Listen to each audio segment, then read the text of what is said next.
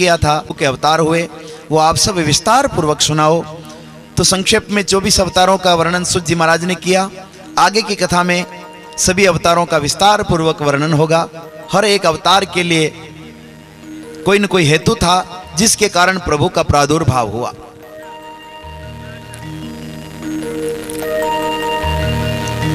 भीष्म पिता का निर्वाण, भगवान का द्वारका गमन, इधर परीक्षित का जन्म, और फिर अर्जुन द्वारा ये खबर देना कि भगवान स्वधाम चले गए हैं। ये बात सुनकर कुंती भुआ ने अपने प्राण त्याग दिए, द्रौपदी ने अपने प्राण छोड़ दिए। पांचों पांडव परीक्षित को राज्य देकर के हिमालय की यात्रा के लिए, स्वर्गारोहण के लिए निकल पड़े। परीक्षित ने एक दिन राज खजाने से एक मुकुट देखा जो बड़ा दिव्य था। उस मुकुट को अपने शीश पर धारण किया। कहते हैं कि वो मुकुट जरासंध का था और पांडव उसको जीत करके लाए थे। उस दुराचारी का मुकुट शीश पर धारण करने से परीक्षित की मति बिगड़ी। जो धर्मात्मा राजा थे, वो राजा शिकार खेलने का विचार करते हैं। हिंसा की प्रवृत्ति आ गई, क्योंकि कलयुग ने पहले ही निवास मांग दिया था परीक्षित से ही, जिसमें 4 स्थान परीक्षित महाराज ने कलयुग को दिए थे। जुए में, द्रुतक्रीड़ा में, शराब में, हिंसा में। 5वां स्थान अधर्म से कमाए हुए सोने में। तो ये जरासंध का जो मुकुट था, उस मुकुट को धारण करने से मति बिगड़ी और राजा परीक्षित शिकार खेलने के लिए निकल पड़े। समीक ऋषि के आश्रम में पहुंचे। वहां पर उनको प्यास लगी। ऋषि समाधिस्थ थे। अपना अपमान समझकर परीक्षित महाराज ने मरा हुआ सर्प समीक मुनि के गले में डाल दिया। जय हो जय हो। समीक के पुत्र जब श्रृंगी को पता लगा तो श्रृंगी ने जल लेकर हाथ में श्राप दे दिया कि जिसने भी मेरे पिता का अपमान किया है, 7वें दिन उसको तक्षक डस लेगा। और इस श्राप की खबर जब परीक्षित को लगी, उधर मुकुट उतारा, पश्चाताप हुआ अपने किए पर, और पता लगा कि 7 दिन में मेरी मृत्यु होने वाली है। तो राजा परीक्षित अपने पुत्र जन्मेजय को राज्य देकर गंगा के तट पर निकल पड़े हैं। हमारे बीच में चित्तौड़ से पधारे हैं हमारे महुड़ा से रवि भैया। सभी भक्तों का कथा में बहुत बहुत स्वागत है। थोड़ा आगे बढ़ाता नहीं, पधार कहना पाछे बढ़ा दीजिए। पधारी पधारी पधारी। सभी का बहुत बहुत स्वागत। जोरदार ताली बजाकर सभी भक्तों का स्वागत कीजिएगा।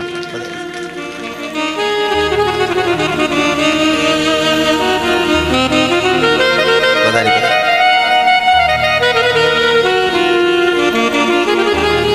स्वागत स्वागत है। देखो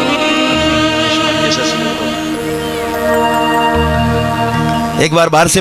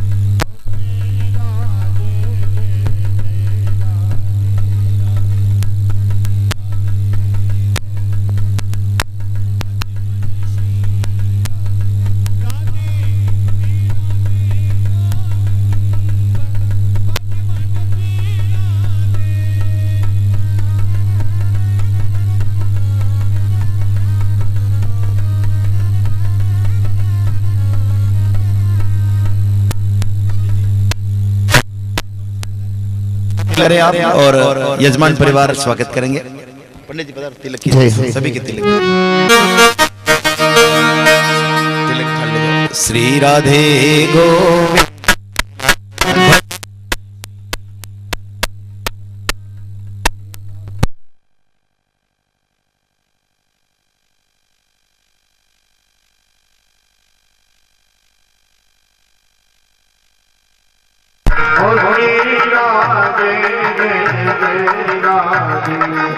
श्री राधे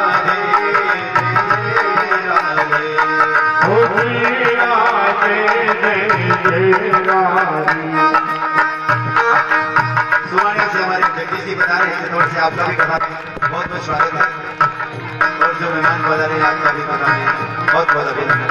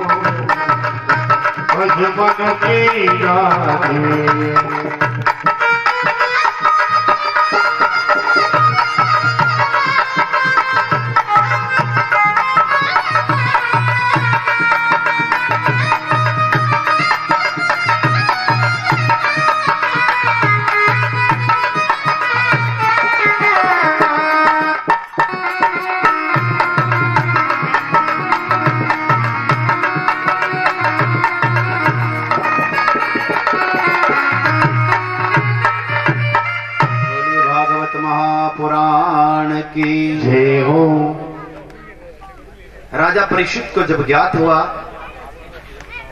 कि मुझे श्राप लग चुका है, 7 दिन में मुझे तक्षक डस लेगा, ऐसा शमीक पुत्र श्रृंगी ने जब श्राप दिया, राजा परीक्षित अपने पुत्र जनमेजय को राज सौंपकर गंगा के तट पर निकल पड़े। जय हो जय हो। क्योंकि राजा को ज्ञात है कि सर्प डसने से जिसकी मृत्यु होती है उसकी अधोगति हो जाती है, लेकिन जिसकी मृत्यु गंगा के तट पर हो जाती है उसकी अधोगति नहीं होकर ऊर्ध्वगति हो जाती है। तो राजा परीक्षित पुत्र जन्मेजय को राज सौंपकर गंगा के तट पर निकल पड़े और ये मृत्यु का आभास 7 दिन पूर्व हो चुका। तो राजा दुखी नहीं हुआ और भाव से भर गया, चलो एक दिन तो मृत्यु निश्चित रूप से आएगी ही, लेकिन मुझे 7 दिन पहले ही इस बात का पता लग गया कि 7 दिन के अंदर मेरी मृत्यु है। और जितने भी जीव हैं, जितने भी मनुष्य हैं, सभी की मृत्यु 7 दिन में ही होती है। 8वां वार किसी के लिए बना ही नहीं। सोमवार, मंगलवार, बुधवार, गुरुवार, शुक्रवार, शनिवार, रविवार, इन 7 वारों में ही सबको जाना पड़ता है। 8वां वार किसी के लिए बना ही नहीं है। तो राजा परीक्षित गंगा के तट पर पहुंचे। वहां पर महात्माओं से अनेक प्रकार के प्रश्न पूछ रहे हैं कि महाराज, जिसकी मृत्यु 7 दिन में होने वाली हो वो मनुष्य क्या करे। सब अपने अपनी मति के अनुसार समाधान बता रहे हैं। राजा परीक्षित को ये कुछ भी समझ में नहीं आ रहा। उधर भगवान की प्रेरणा से श्री सुखदेव भगवान निकल पड़े हैं राजा परीक्षित के लिए। भगवान ने सुखदेव जी को प्रेरणा दी है कि परीक्षित का जन्म मैंने सुधारा है। उत्तरा के गर्भ में जाकर परीक्षित को मैंने दर्शन दिया और यदि सर्प डसने से उसकी अधोगति हो गई तो लोग अनेक प्रकार की बातें करेंगे कि जो भगवान के आश्रित थे उनकी भी अधोगति हो गई, तो कहीं ऐसा ना हो जाए। परीक्षित का जीवन जन्म मैंने सुधारा है और है शुक भगवान, आप शिव स्वरूप हो, आप कल्याण के देवता हो, तो उसकी मृत्यु आप सुधारो। और शुक भगवान गंगा के तट की ओर चल पड़े हैं महाराज। तत्र अभवत् भगवान व्यासपुत्रो यत्र चांगाम अटमानो अनपेक्ष अलक्षलिंगो निजलाभतुष्ट व्रतच्च बालेर अवधूत वेश। सुख भगवान जिनकी लंबी लंबी भुजाएं हैं, कमल के सदृश जिनके विशाल नेत्र हैं, सुंदर दिव्य जटाएं हैं, शरीर पर केवल एक लंगोट धारण कर रखी है, सभी ग्रंथियों से जो मुक्त हैं, आजान बाहु लंबी लंबी जिनकी भुजाएं हैं, ऐसे शुक भगवान परीक्षित के कल्याण के लिए निकल पड़े हैं भगवान की प्रेरणा से। तम द्वे अष्टवर्ष सुकुमार पादकर उर्बाहु अंश कपोल गात्रम सुब्रवान चारु आयत अक्ष उन्नश तुल्य कर्ण कंबो सुजात कंठकम। शंख के जैसी सुंदर गर्दन वाले शुक भगवान बालकों से गिरे हुए चले आ रहे हैं। छोटे छोटे बालक अवधूत समझकर ऊपर धूल फेंक रहे हैं, लेकिन शुक भगवान भगवान के ध्यान में निमग्न होकर चले आ रहे हैं। जय हो जय हो जय हो। उनके लिए लिखा है तम द्वि अष्ट वर्ष, जिनकी शुक भगवान की उम्र 16 वर्ष की है, 16 वर्ष के युवान हैं, लेकिन उनके लिए 16 वर्ष नहीं लिख करके लिखा है तम द्वि अष्ट वर्ष। वो 2-8 वर्ष के बालक हो ऐसे लग रहे हैं, क्योंकि 16 वर्ष की उम्र के बालक के अंदर काम की जागृति आ जाती है, लेकिन शुक भगवान 16 वर्ष के होते हुए भी मानो 8 वर्ष के निष्काम बालक की तरह लग रहे हैं। शुक भगवान जैसे गंगा के तट पर पहुंचे, राजा परीक्षित चरणों में लिपट पड़ा। प्रभु की कृपा से आप पधारे हैं, हे कृपा निधान, हे गुरु भगवान, आप कृपा करके मेरा मार्ग प्रशस्त करो। जिसकी 8 दिन में मृत्यु होने वाली हो वो मनुष्य क्या करे। और चरण धोए हैं परीक्षित महाराज ने और प्रार्थना करने लगे, महाराज बंदहु गुरु पद पदम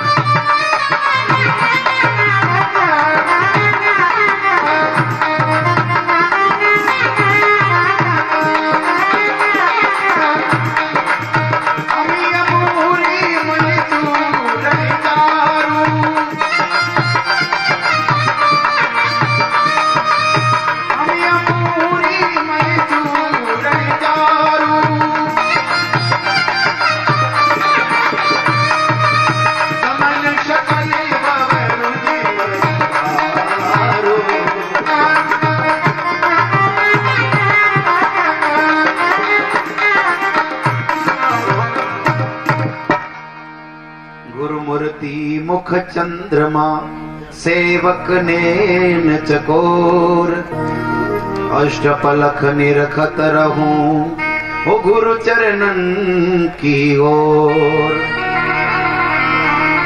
बधाइए बधाइए, आगे बधाइए। हमारे बीच में सुबह से शाम जी वैसा बधा रहे हैं, आपका भी कथा बहुत बहुत स्वागत है। जोरदार ताली बजाकर आपका भी स्वागत कीजिए। और अतरा पाचे मती बड़ा जोटे रवि आगे बढ़ा रवि जी के पास फिर ओ गुरु बिन भवनिधि तरहीन गुरु बिन भवनिधि तरहीन कोई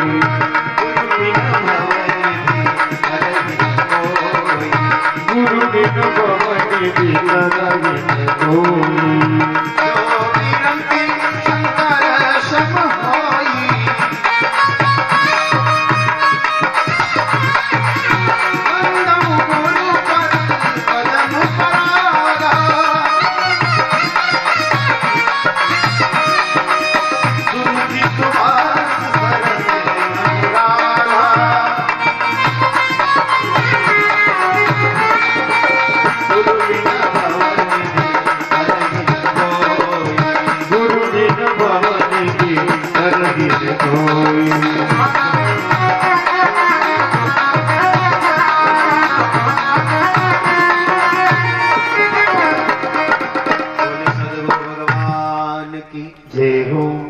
परम दिव्य गुरु जो मिल जावे तो उनके शिष्य को तरने में कोई संशय नहीं होता। गुरु बिन भव निधि तरह ही नहीं कोई। गुरु के बिना इस संसार सागर से भव सागर से कोई तीर नहीं सकता है, चाहे कोई ब्रह्मा और शिव के सदृश ही क्यों न हो जाए। पर जिस पर गुरु की मेहर न हो, गुरु की कृपा न हो, तो संसार सागर से तरना मुश्किल हो जाता है। लेकिन सदगुरु मिले तब ना।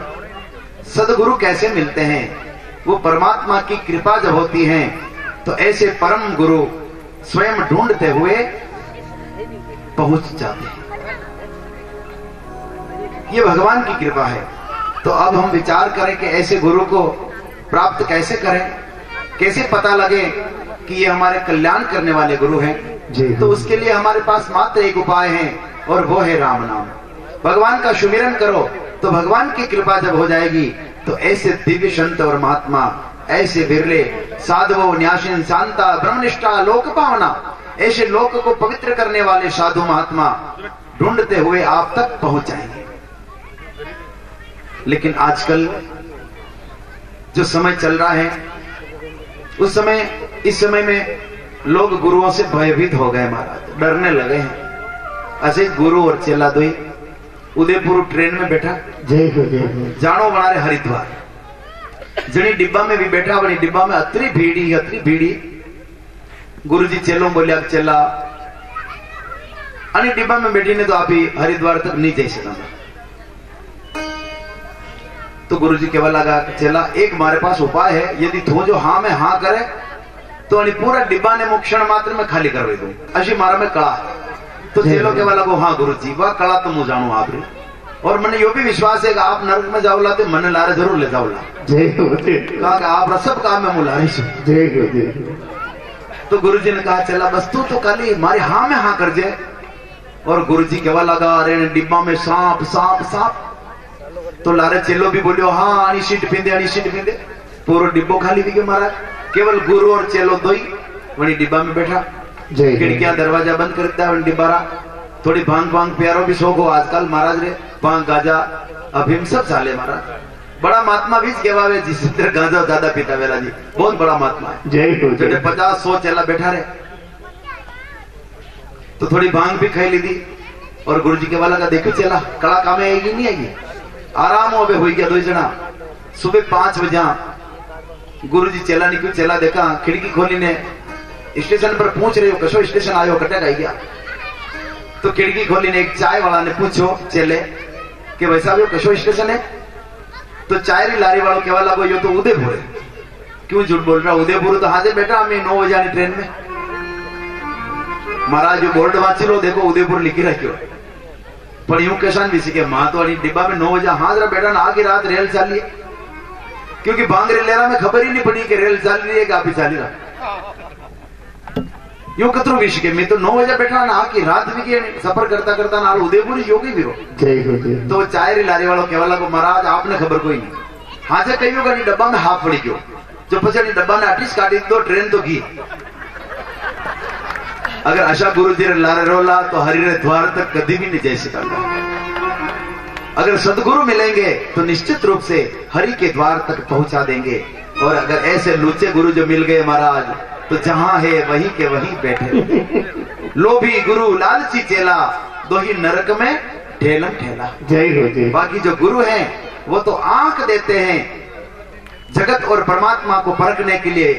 वो दिव्य गुरु आंख देते हैं, पांख देते हैं, जगत की ऊंचाइयों में ऊपर उठने के लिए पांख देते हैं। गुरु लाख देते हैं, जीविका चलाने के लिए उद्यम भी बता देते हैं। और अंत में सदगुरु उस शिष्य की साख देते हैं। तो ये तन विष की बेलड़ी और गुरु अमृतरी खान, शीश दिया गुरु मिले तो भी सस्तो जान। अगर शीश के बदले में भी यदि सदगुरु मिल जावे तो सस्ता सौदा ही होगा। लेकिन ऐसे सदगुरु कैसे मिलेंगे? प्रभु की कृपा से।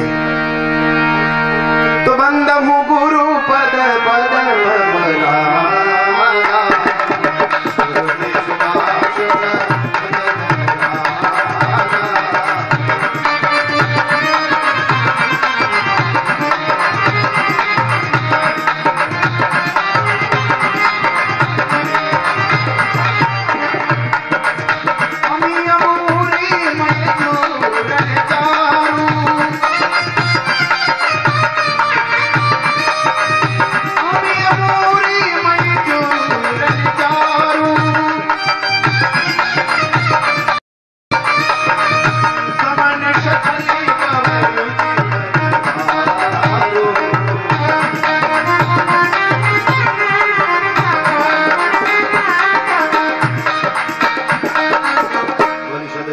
भगवान की जय हो। चिंतामणि लोक सुखम सुरद्रु स्वर्ग संपदम प्रयच्छति गुरु प्रीतो वैकुंठ योगी दुर्लभम।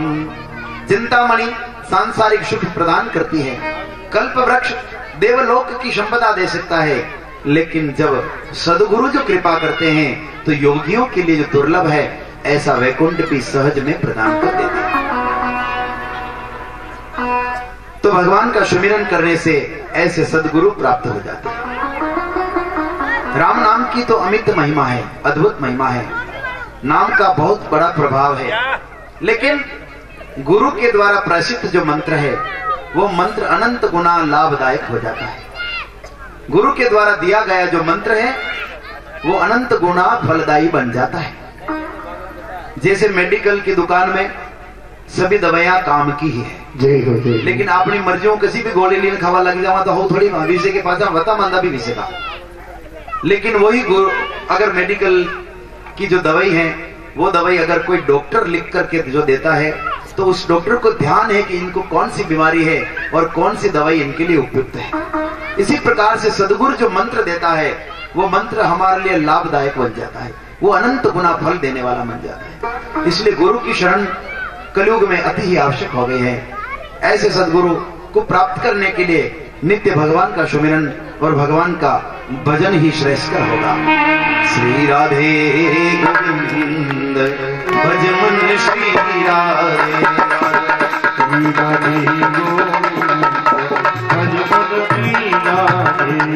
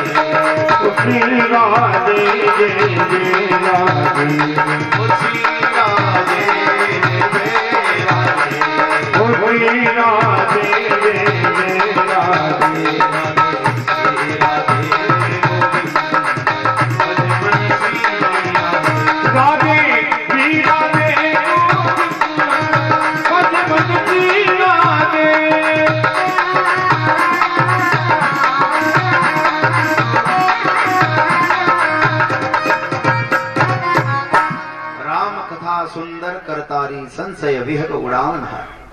भगवान की कथा किसान री बनी ताली की तरह है। भगवान रो नाम किसान री बनी ताली की तरह है। जो किसान खेत में खुड़ा हुड़ा ताड़े और हाथ री ताली लारे बजावे और मुंडो हुड़ो करे तो जो विहग बैठा है, पक्षी बैठा है, वे उड़ जावे। अनेक प्रकारों भगवान ना भजन में कीर्तन में अपना हाथ री मधुर मधुर ताली बजा तो सका। यदि कीर्तन करा तो जी अपना पाप दोष विकार है वे सब उड़ जावे। लेकिन किसान अपना खेत में रखवाली कर रहा है, जनी खेत में उठो बैठो सको वो हुड़ा ताली रो है, हाथ री ताली बजे रो है तो वंडा खेत में तो हुड़ा उड़ी जा।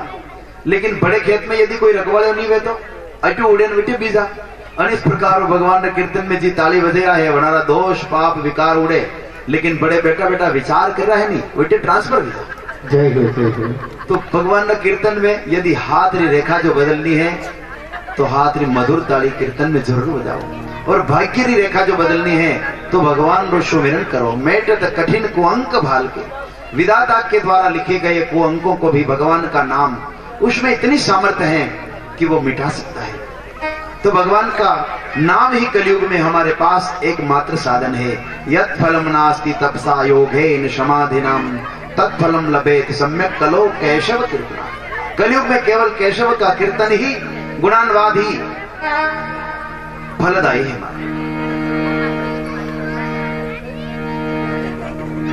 परीक्षित महाराज लिपट गए हैं गुरुदेव के चरणों में। प्रभु आपने मुझ पर बड़ा अनुग्रह किया, कृपा करके मुझे ये बताओ 7 दिन में जिसकी मृत्यु होने वाली है वो जीव क्या करे। सुखदेव जी महाराज कहने लगे, हे राजन मैं तुम्हारे इस कारण के लिए ही तो आया हूं। सुख भगवान कुशासन पर विराजित हुए, उत्तराभिमुख होकर के परीक्षित चरणों में बैठा है और सुखदेव जी महाराज कहने लगे हैं, इदम भागवत नाम पुराण ब्रह्म शमिकम अदित्वान द्वापराधोऽपि तु द्वैपायनादहम्। यद्यपि सगुण ब्रह्म में मेरी बिल्कुल निष्ठा नहीं थी, लेकिन मेरे पिता वेद व्यास जी के द्वारा जो मुझे भागवत तत्व प्रदान हुआ है, हे राजन, मैं तुम्हें वही दिव्य भागवत कथा सुनाने आया हूं। मैं निर्गुण निराकार ब्रह्म को मानने वाला था, लेकिन जब भगवान की दिव्य लीलाओं के संदर्भ में मैंने सुना तो मेरा मन आकृष्ट हो गया। व्रहालपीडम नटवर वपु कर्णियों कर्णिकारम विभद्रवाश कनक कपिशम वेजयंती चमालाम वृंद्रार वेणोर अधर स्वदया पुर्यन गोप वृंदे वृंदारण स्पदरमणम प्राविशद गीत कीर्ति। गुरु के द्वारा, मेरे पिता के द्वारा जो 4 श्लोक मैंने श्रवण किए, उनमें भगवान की दिव्य लीलाओं और उनके स्वरूप का वर्णन था। और भगवान के स्वरूप का ध्यान जब मैंने किया तो उस निराकार ब्रह्म को मैंने सगुण रूप में प्राप्त करने की चेष्टा की, और तभी से मैं भागवत भक्त बन गया। मेरे पिता ने मुझे 18,000 श्लोक प्रदान किए हैं, जो भागवत के दिव्य श्लोक हैं। इसमें 12 स्कंद हैं, 335 अध्याय हैं, 5 लाख शब्द हैं, और प्रत्येक अक्षर परमात्मा का ही स्वरूप है। तेने वांगमय मूर्ति प्रत्यक्षा व्रतते हरे सेवनात् पाठात् शृण्वात् दर्शनात् पापनाशिनी। हे राजन, मैं तुम्हें प्रभु के सूक्ष्म और विराट स्वरूप का दर्शन करवाता हूं। प्रभु का विराट स्वरूप पूरी सृष्टि है, वो प्रभु का ही स्वरूप मानिएगा। पाताल में तस्य ही पादमूलम पठन्ति प्राश्नी प्रपदे रसातलम महातलम विश्वसृजोऽथम गुल्फो तलातलम वे पुरुषस्य जंगे। पाताल ही विराट पुरुष के तलवे हैं, और उनकी एड़ियां व पंजे रसातल है। महातल विराट पुरुष की एड़ी की जो गांठ है वो है। इस प्रकार से विराट प्रभु पूरे संसार के स्वरूप में साक्षात नारायण ही विद्यमान है। जय हो जय हो। योगी को जब अपने प्राण छोड़ने का जब समय आवे, वो विराट पुरुष का ध्यान करे। नमः पुरुषे वैसे सदुद्भवस्थान निरोध ले लिया, उस विराट पुरुष का ही वो ध्यान करने लगे। अनेक दिव्य चर्चाओं और संदर्भ कथाओं को सुनाकर सुखदेव जी महाराज राजा परीक्षित का मन भगवान के चरणों में लगा रहे हैं कि कैसे भी करके हमारा मन भगवान के चरणों में लग जाए, भगवान के प्रति प्रीति हो जाए। और भगवान के प्रति प्रीति कैसे होगी, तुलसीदास जी ने लिखा है, वो जाने बिना हो ही न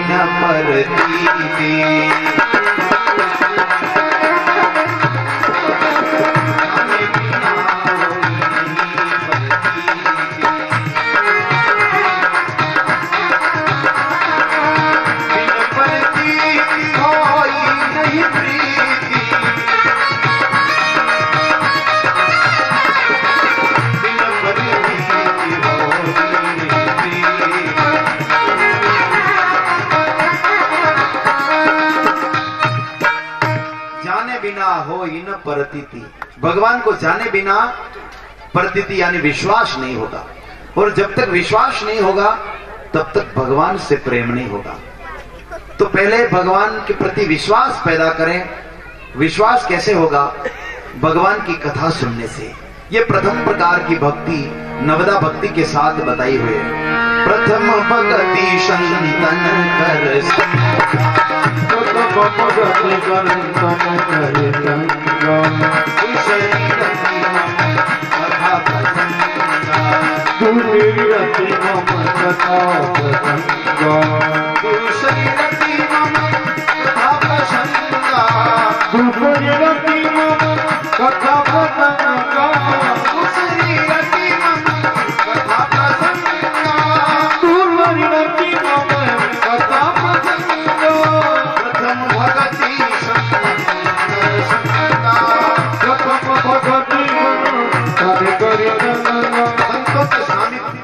सानिध्य में जाने से ये प्रथम प्रकार की भक्ति प्राप्त होती है, और संतों के निकट जाने से दूसरे प्रकार की जो भक्ति है वो भगवान की कथा सुनना दूसरे प्रकार की भक्ति है। भगवान की कथा सुनने से जीव भगवान से प्रेम करने लग जाता है, भगवान से स्नेह करने लग जाता है, और फिर भगवान का नाम भाव से, कुभाव से, आलस्य से, क्रोध से कैसे भी स्मरण करता है, जिनकी दसों दिशाएं मंगलमय बन जाती है। संकेतम परिहासम वा स्तोभम हेलनमेव वा वैकुंठ नाम करणम शेषागर विदु। संकेत में, राग लापने में कैसे भी भाव से, कुभाव से कैसे भी भगवान का जो सुमिरन करता है, उनकी दसों दिशाएं दिव्य हो जाती है। सुखदेव जी महाराज भगवान की अनेक दिव्य लीलाओं का वर्णन राजा परीक्षित के सामने कर रहे हैं, और अब राजा परीक्षित से भगवान शुक बोले कि राजन, 2 दिन हो गए हैं तुम एक ही आसन पर बैठे हुए भगवान की दिव्य सत्संग का श्रवण कर रहे हो, शायद तुम्हें प्यास लगी होगी, कुछ जलपान कर लो। तो परीक्षित हंसने लगा, कहने लगा, भगवान इस प्यास के कारण ही तो मुझे ये श्राप लगा था। मैं शिकार खेलने गया और मुझे प्यास लगी, समीक मुनि के आश्रम में गया, वहां जाकर मैंने जल मांगा, ऋषि समाधि में बैठे थे, मुझे ध्यान नहीं रहा और मैंने ऋषि का अपमान कर दिया, जिसके कारण तो मुझे श्राप लगा है। लेकिन आज आपके मुखार बिंद से मैंने ऐसी दिव्य कथा सुनी है कि मेरी भूख और प्यास दोनों ही मिट गई है। आपने मुझ पर ऐसी कृपा की है। और राजा परीक्षित कहने लगा है, आचा जोया परी जाया गुर सामने, आचा जोया परी जाया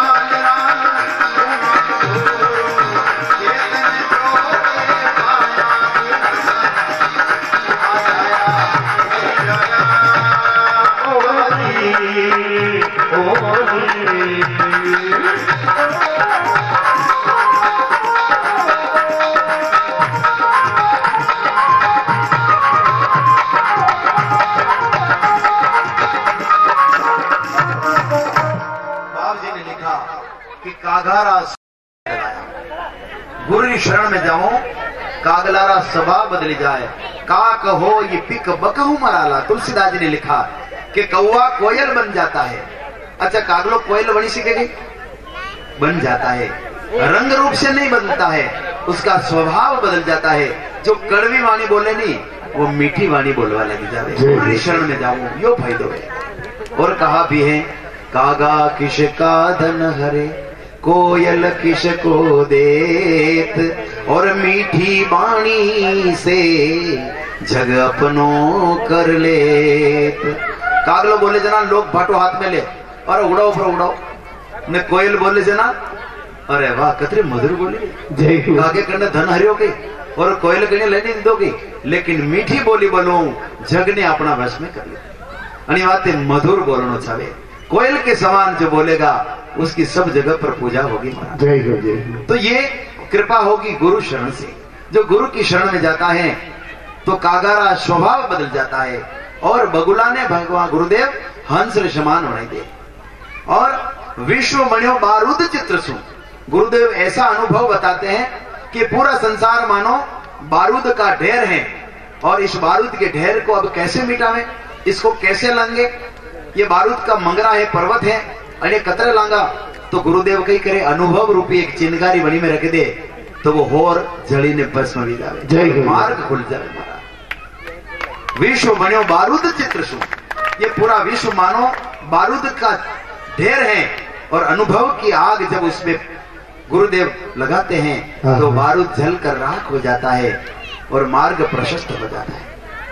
असी एक रुईरी ट्रक निकली, एक डोकरी में बैठा चका आंगना में, रुईरी भरी चकी ट्रक देखी, डोकरी ने सड़ापो पी गयो। अरे मारा बाप, अतरी रुई ने कौन कातेला, कौन भुनेगा, कौन भुनेला, बड़ा सिजवाड़ भी गयो कि अतरी रुई कौन कातेला, कौन धुनेगा, कौन भुनेगा। तो डोकरी मारो दिमाग फैल भी गयो। अबे फर्तिजान डोकरी बस यही बोले, कौन कातेगा, कौन धुनेगा, कौन भुनेगा। छोरा घबराई गया, हॉस्पिटल ली गया तो डोकरी में हो नहीं गया, बस यही स्वाद बोले डोकरी। एक महाराज आया और छोरा जी ने प्रार्थना की दी कि महाराज चालो देखो मन बाहर कही गयो। वेंडी वेंडी बात करे, बस वो एक ही शब्द बोले, कौन कातेगा, कौन धुनेगा, कौन भुनेगा। महाराज की बात अतिरिक्त बात। और महाराज डोकरी मारे पास पहुंचा और डोकरी मां ने कहवा लगा, माँ जी वह रुईरी ट्रक आप देखी नहीं, वही में वाद ही लगी गयो ने डोकरी रो शिव हो तो सब दग बटी गयो। अनेक प्रकार गुरुदेव अनुभवरी जो आग लगावे हैं, तो संसार जो है बारूद रो ढेर है। विश्व बन्यो बारूद चित्र सु, अनुभव आग लगाया। अनुभव की ऐसी आग गुरुदेव लगा देते हैं कि ये संसार की सारी दुविधाएं क्षण मात्र में मिट जाती है। तो चतुर सिंह ने लिखा है, ए चेटी रे जान जीवन रे चेटी, घना नखे न रखाया। अरे विश्व बन्यो बारूद चित्र सु, अनुभव आग लगाया। और जूना रे पून जुगा दी जागा,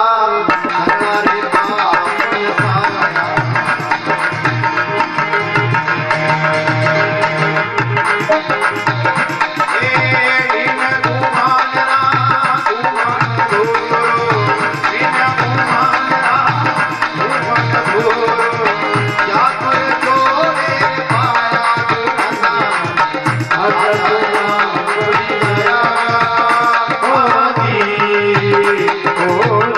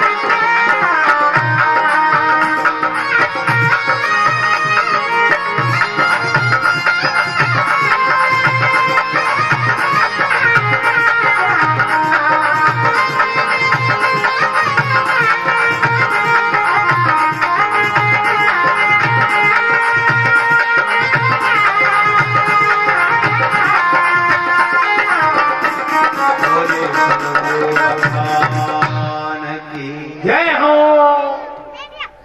जिन भक्तों ने चित्तौड़ की वीर भूमि से पधारे हमारे भक्तों ने जो ठाकुर जी के सामने नृत्य किया, जोरदार ताली बजाकर आपका स्वागत कीजिए महाराज।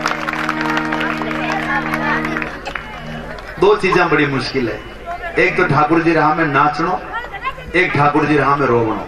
ये दो ही काम आई जा तो और कोई भक्ति करवारी जरूरत ही नहीं महाराज। लेकिन नाची वो ही सके महाराज। कौन नाचे सके? जिन माता पर बोझ नहीं पड़ोगे। अगर माता पर गांठड़ी मेरी रखी तो नचा गई। गर्व की गठरी शीश पे धरा ऐंठ में फिरता रहा, मैंने जाना कि मुझको ये जाना नहीं। मुंह, जिसमें मुंह है महाराज वो कैसे नाचेगा? जिसका अहंकार मिट चुका है, जो समर्पित भाव है, वो ही ठाकुर जी के सामने नाच सकता है। और नाचोगे सांवरे सरकार के आगे तो फिर कभी ना नाचना पड़ेगा किसी साहूकार के आगे। जय हो जय हो। ठाकुर जी राह में नाचला वने दुनिया वाला राह में नहीं नाचना पड़ेगा। ये सब संशय भगवान अठी मेट देगा बोला। तो राजा परीक्षित कह रहे हैं, भगवान गुरुदेव आपकी अनुकंपा ऐसी हुई है, ऐसी कृपा हुई है कि आज मेरी भूख और प्यास दोनों मिट गई है। जय हो। और कथा वास्तव में अगर अच्छा संत महात्मा सुखदेव जी हरि का होना रहे तो कथा होने वाला री भूख और प्यास दो ही मिट जाए। असी कथा होने श्री हनुमान जी महाराज, और कथा कटे होना राक्षसा में, लंका में, वो भी अशोक वृक्ष के ऊपर बैठ करके, और उस वृक्ष के नीचे विराजमान है जगदम्बा भवानी जानकी मैया। और जब राम नाम की कीर्ति और कथा सुनी तो सीता माता कहने लगी, श्रवणामृत जही कथा सुना,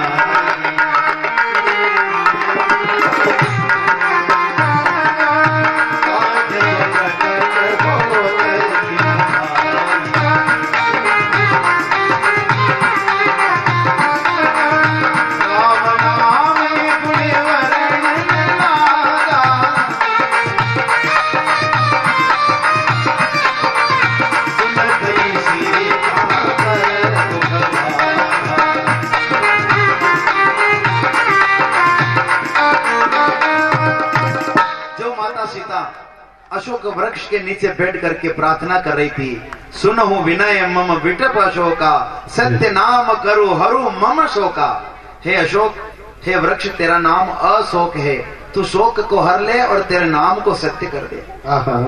अवनि न आवत एक तारा, ये तारे अग्नि की भांति चमक रहे हैं, ये क्यों न मुझे दे आकर के अग्नि दे दे, ताकि मैं चिता में बैठकर जल के भस्म हो जाऊं। अब ये विरह, ये दुख मुझसे सहन नहीं हो रहा। और उसी समय श्री हनुमान जी महाराज ने राम नाम का गुणानुवाद गाया तो सुनत ही सीता कर दुख भागा। राम नाम सुनने से दुख दूर हो जाते हैं।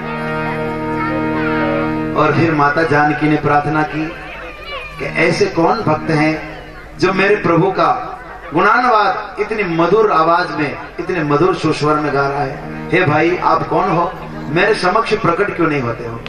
और तब हनुमान जी महाराज, तब हनुमंत निकट चली,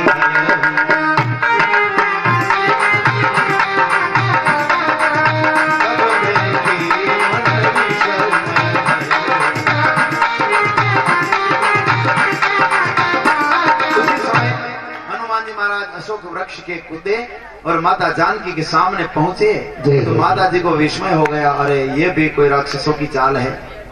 बंदर के जैसा मुख देखा तो सीता जी डर गई। और तब हनुमान जी ने कहा, हे मैया, आप डरो नहीं, मैं राम जी का सेवक हूँ, और आपको विश्वास न हो तो सत्य सफद करुणा निधान की, मैं करुणा निधान की सत्य सौगंध खाता हूँ।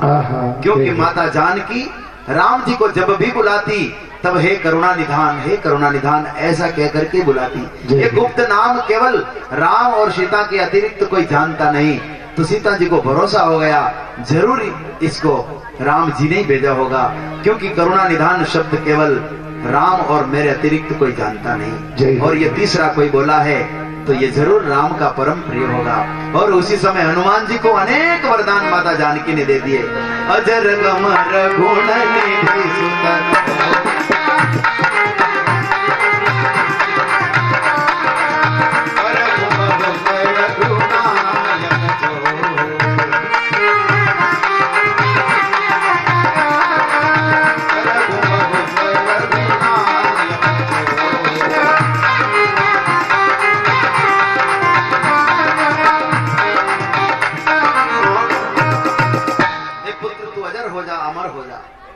अजर और अमरता का वरदान माता सीता ने हनुमान जी महाराज को दिया। तो कथा परीक्षित कह रहे महाराज, हनुमान जी महाराज जैसे कथा सुनाने वाले हो, आप जैसे सदगुरु कथा सुनाने वाले हो, तो भूख और प्यास कहां सताती है। और कथा तो काल ने भी सुनाई थी, लेकिन उसने मंगलाचरण नहीं किया। हनुमान जी महाराज जा रहे संजीवनी बूटी लेने के लिए, लेकिन काल ने जो कथा सुनाई तो रावण से कथा प्रारंभ की। रावण और राम में युद्ध हो रहा है, लेकिन उसमें राम जी की विजय होगी। मंगलाचरण कुछ भी नहीं किया। तो ऐसे व्यक्ति से कथा सुनते हनुमान जी महाराज को प्यास लग गई। तो कथा तो वो है जो प्यास बुझा दे रही। तो आज परीक्षित कह रहे हैं, प्रभु आपके मुखारबिंद से मैंने कथा का जो रसास्वादन किया है, मेरी भूख और प्यास दोनों मिट गई हैं। और परीक्षित हाथ जोड़कर कहने लगा, मुझे लगी गुरु सन प्रीत दुनिया, मुझे लगी गुरु सन प्रीत दुनिया क्या जाने, लगी गुरु सन प्रीत दुनिया क्या जाने, मुझे लगी गुरु सन प्रीत दुनिया क्या जाने, क्या जाने कोई क्या जाने, क्या जाने कोई क्या जाने, क्या जाने कोई क्या जाने, क्या जाने कोई क्या जाने, मुझे मिल गया मन का मुझे मिल गया मन का बीच दुनिया क्या जाने।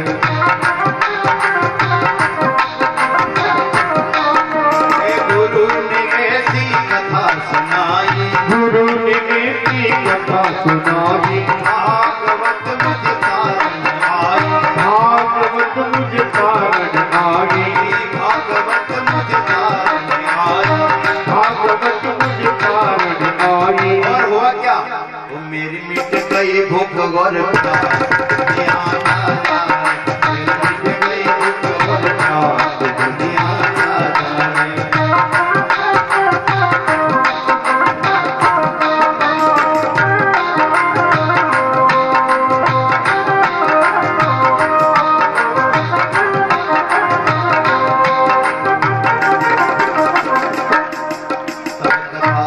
अमृतम तप्त जीवनम कविभिरीडितम कल्मषापहम।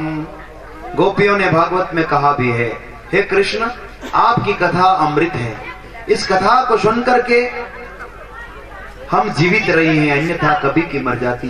पर आपकी कथा रूपी अमृत ने ही हमें जीवन प्रदान किया है। जय हो जय हो। और भगवान कहते हैं, मत कथा वाचकम नित्य मत कथा श्रवणे रतम, मत कथा प्रीत मनसम नाहम तक्षामी तम नर।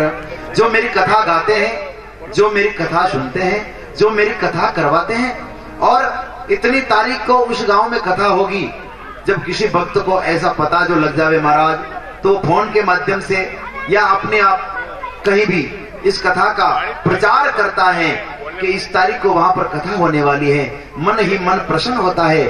भगवान कहते हैं, ना हम तक्षामी तम नर, ऐसे भक्त का मैं कभी त्याग नहीं करता हूँ। वो मेरा अतिशय प्रिय भक्त है, जो मेरी कथा के प्रति प्रीति रखता है, वो मेरा सबसे प्यारा भक्त है। तो तब कथा अमृतम तप्त जीवनम कवि विरीडितम। एक ऐसी जगह पर कथा बंची रही, जय हो जय हो। एक चोर चोरी करवा गयो, एक घर में घुसो, बटे लोग जागी गया, पाचे पाचे दौड़वा लगा, चोर बटू भागो भागो। तो रात्रि में कथा बंची रही, 12-1 बजा रो टेम हो, खूब सारे भक्तारी भीड़ देखी, विचार की दो अगर आना में जो मुंह पर जाऊंगा तो वंची जाऊंगा, बाकी मैंने पकड़ी लेगा। जय हो जय हो। तो जी भक्त कथा होनी रहा, वो भी बड़ा भक्ता ने बीच में जैने बैठ गयो, बने खबर कोई नहीं कि वटे कई प्रोग्राम भी वो जीवन में कदी कथा होने गयो नहीं। चोर हो बंडो काम ही चोरी करवा रो, कथा मन कई लेना देनो। लेकिन अबे भक्त कथा में कोई हाथ री ताली बजे रहा, कोई नाची रहा, तो देखा देख रही भक्ति करवा लगो, वही ताली बजावे हाथ री, वही नाचवा लगी जावे, अटी उटी देखे जो भगत करे जो वही करे। अब कथा में जी वक्ता भी भगवान कृष्ण री बाल लीला रो वर्णन करा कि हे भक्तों, ये नंद का जो लाल है, जिसने सोने का मुकुट धारण कर रखा है, गले में सोने का हार पहन रखा है, हाथ में सोने के गजरे पहन रखे हैं, कमर में सोने की करधनी है और पांव में सोने के घुंघरू है। जय हो जी। 7 वर्ष की उसकी आयु है और वृंदावन की गलियों में वो गायों को लेकर चराने जाता है। ऐसा उसका सुंदर दिव्य स्वरूप है। जय हो जी। तो चोर विचार कर रो है कि हाथ वरो छोरो फिर गाया सरावा देगो अतरो होनो फिर रे क्यों होनारो गला में होनारो हार है न कमर में कंदोरो है न पग में पैसा भी होनारा है तो मुंह फालतू इटे का पड़ गिरो। अगर वो छोरो जो मन मली जा तो પછી जिंदगी में कभी चोरी करने की जरूरत ही नहीं पड़े। जय हो जी। अबे लूटनो तो बढ़िया लूटनो तो ये कथा पूरी विजाला नाना महाराज वो एड्रेस पतो कर लाला। 1-1.5 बजे कथा पूरी हुई। महाराज साइकिल पर है, अपनी कथा वगैरह रखी ने बड़े निकट गांव में रहता जो रवाना व्या और आनी आई ने साइकिल रो हैंडल पकड़ियो न महाराज दूसवा लग गया भाई आज री दक्षिणा तू राखी ले पण ठोका ठोकी करे में क्योंकि वो 1:30 बजे रो समय है नहीं, यो चोरा रो समय है। जय हो जी। पहले पैर में ग्रस्ती जागे, पहलो पैर वे 10:30-11 बजे तक ग्रस्त लोग वे अपना घरों काम करे, खेती बाड़ी रो काम करीने 11 बजे तक भी विश्राम करे छे। पहले पैर में ग्रस्ती जागे, दूजे पैर में भोगी रे जी भोगी व्यक्ति वे दूसरा पैर में जागे 11 बजे 12:30-1 बजे तक भी एटूटे गला में फोन लीन पड़ता पड़े। दूसरो पैर है बना। पहले पैर में ग्रस्ती जागे, दूजे पैर में भोगी, तीजे पैर में तस्कर जागे। 1:30 बजे 3:30 बजे तक रो टाइम है सोरा रो और चौथे पैर में योगी रे। जय हो जी। 4 बजे रो समय विदा तो जो भगवान ना भजन करवा वाला है भी जाग जागे। पहला पैर में ग्रस्ती जागे, दूजा पैर में भोगी रे, तीजे पैर में तस्कर जागे और चौथे पैर में योगी रे। तो तीसरा पैर में पंडित जी घरे जईरा साइकिल लीने और अनी चोर साइकिल रो हैंडल पकड़ियो। महाराज केवा लगा भाई दक्षिणा थू रख ले आज री पड़ कटे ठोका ठोकी मत कर दिया। चोर केवा लगो महाराज दक्षिणा नहीं चाहिए और मारे तो एड्रेस चाहिए रो कंडो एड्रेस चाहिए रो भाई कि वणी छोरा रो एड्रेस बताओ। वणी नंदरा छोरा रो जो होनारो मुकुट पहन रखियो है, गला में होनारो हार पहन रखे, हाथ में होनारा गजरा पहन रखा है, कमर में होनारो कंदोरो पहन रखियो है और वो गाया सरावे। अगर वणी जो लूटी लूला तो पसे मैंने जिंदगी में कभी चोरी नहीं करनी पड़ेगा। मुझे मंडो पतो बताओ। तो महाराज केवा लगा अरे भाई ये तो कथा वाली बात है, ज्यादा हना पर विश्वास नहीं करनो। यो तो मी कई कथा में वाता बड़े चढ़े ने करा अतिशक्ति अलंकारों प्रयोग करीने वणा वाता ना हवाई करने कहा था कि मन गुण है। तो चोर केवा लगो नहीं महाराज अशो तो नहीं बेची मैं तो कभी जिंदगी में खबर ही कोई नहीं कथा कही हाल पहल दान आयो और आप झूठ नहीं बोलो।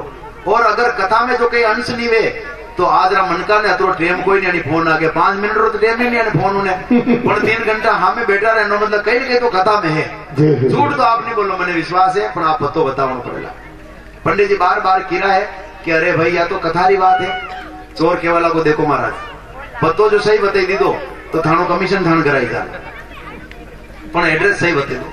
पंडित जी विचार की दो यो कोई पागल है माननो नहीं है तो क्योंकि भाई मथुरा शहर पासे वृंदावन है वटे पतो कर लीजिए यो वटी गाया सरावे। और चोर वनी क्षण वटू रवाना गयो क्योंकि अंदर तो अतरो होनो लूटनो हो अतरो सोना की चोरी करनी ही। अबे वो पहुंचो है वृंदावन में और वृंदावन में लोगों ने चाहिए पूछवा लगो का भाई अटे नंदरो लाल रेवे नहीं तो लोग कहवा लगा हाँ जरूर रेवे।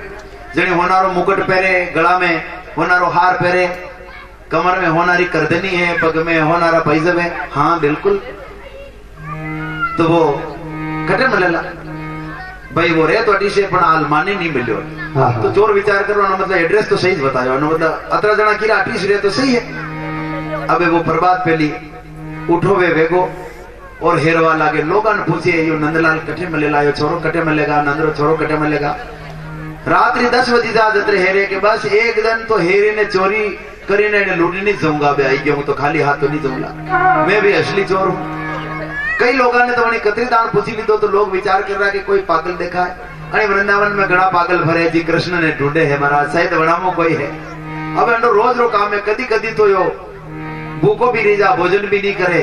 और वृंदावन की गलिया में लोगों ने एक ही बात पूछे बता दो कहाँ मिलेंगे, बता दो कहाँ मिलेंगे, बता दो कहाँ मिलेंगे, बता दो कहाँ मिलेंगे, बता दो कहाँ मिलेंगे, बता दो कहाँ मिलेंगे।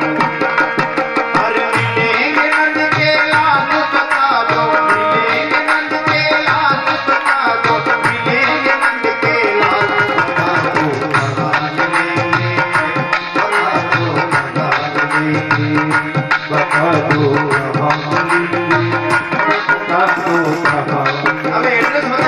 लाल कशो देखा है।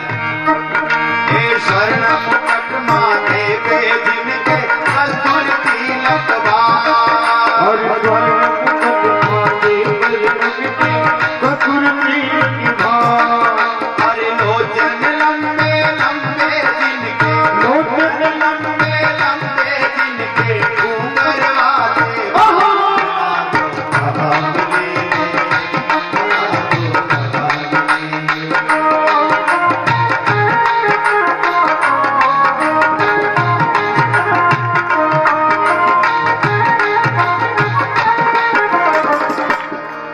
वाले माथा पर होनारो मुकुट है, गला में हार है और लंबा लंबा जना नेत्र है और कस्तूरी रो तिलक है, वो कठे मिलेगा। और हर हाथ में गजरा, आंख में गजरा, गल मोतियन की हर हाथ में गजरा, आंख में गजरा, गल मोतियन की हाथ में गजरा, आंख में गजरा, गल मोतियन की हर हाथ में गजरा, आंख में गजरा, गल मोतियन की अरे वृंदावन में गया चरावे, वृंदावन में गया चरावे, संग गोपी और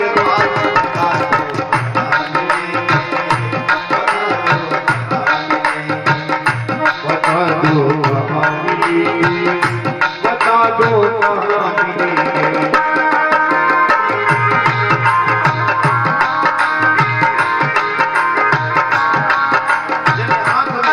काजल है और हाथ में सोनारा गजरा फिर रखा है और टेढ़ी टेढ़ी चाल है, जो नंदरो लाल कठे मलेला जो गाया चरा करे हुए और हेरता हेरता नंदलाल कठे मलेगा, नंदलाल कठे मलेगा, यूं करता करता एक दिन मन पवित्र भी गयो और आज तो भगवान आना ऊपर कृपा कर दी। भगवान अबे दर्शन देवारे लिए प्रकट किया है। हर कदम के नीचे अखियां मीचे खड़े नंद के लाला, कदम के नीचे अखियां मीचे खड़े नंद के लाला, हर कदम के नीचे अखियां मीचे खड़े नंद के लाला, कदम के नीचे अखियां मीचे खड़े नंद के लाला। हर जैसा कथा में कहा पंडित जी बेसा रूप दिखा डाला, जिसको कथा में कहा पंडित जी बेसा रूप दिखा डाला। लूट में आया नंदलाल, लूट में आया नंदलाल, लूट में आया नंदलाल के, लूट में आया नंदलाल को, लूट में आया नंदलाल को, उतगी आप लुटाना।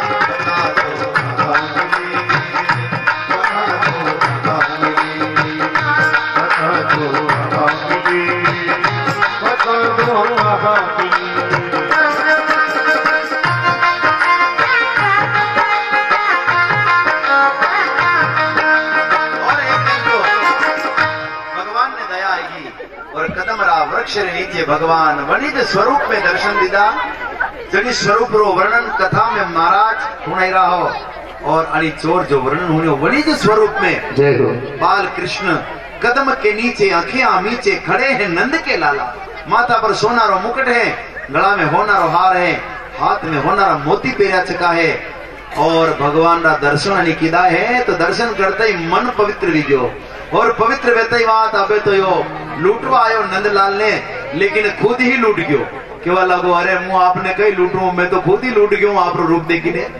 तो हाथ जोड़े किरो, अरे मुझे न चाहे हीरे मोती नहीं गले की माला, मुझे न चाहे हीरे मोती नहीं गले की माला, अरे मुझे न चाहे हीरे मोती नहीं गले की माला, मुझे न चाहिए हीरे मोती नहीं गले की माला।